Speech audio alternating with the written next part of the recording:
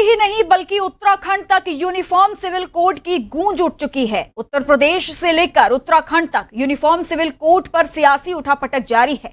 इसी पर deputy CM Keshav Prasad Maurya ने यूनिफॉर्म सिविल कोड पर बीजेपी और यूपी सरकार के प्लान को बताया है। तो क्या है बीजेपी का वो प्लान, देखिए हमारे इस खास रिपोर्ट में।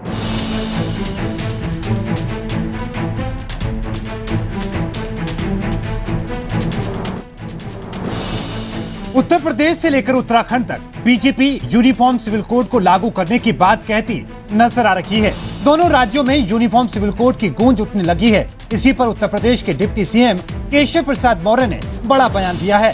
केशव प्रसाद मौर्य ने बीजेपी और यूपी सरकार के मेगा प्लान या यूं कहें यूनिफॉर्म सिविल कोड को लेकर कुछ इशारे किए हैं, जिससे ये जरूर समझ आ चुका है कि जल्द ही उत्तर प्रदेश हो या उत्तराखंड यूनिफॉर्म सिविल कोड लागू होने वाला है। उत्तर प्रदेश के डिप्टी सीएम केशव प्रसाद मौर्य ने यूनिफॉर्म सिविल कोड की पैरवी कर सूबे के राजनीतिक गलियारों में हलचल पैदा कर दी है। उन्होंने कहा कि यूपी सरकार यूनिफॉर्म सिविल कोड को लेकर गंभीरता से विचार कर रही है।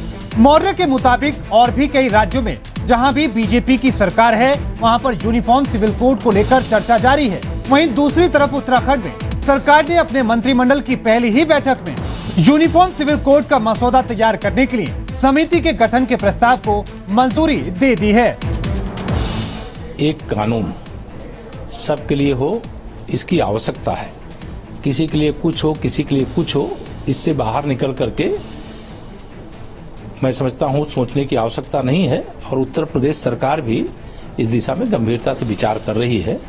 और जिस प्रकार से उत्तराखंड सरकार ने अपने कदम बढ़ाए, उसी प्रकार से उत्तर प्रदेश सहित, जैसा माननीय गृह मंत्री जी ने कहा है, देश के अन्य राज्यों में भी जहां भाजपा की सरकार है वहां भी, और जहां गैर भाजपा सरकारें हैं, अगर सबका साथ सबका विकास, सबके लिए एक जैसा कॉमन सिविल कोड, ये तो एक ऐसी चीज है जिसका सबको मांग करनी चाहिए, सबको स्वागत करना चाहिए।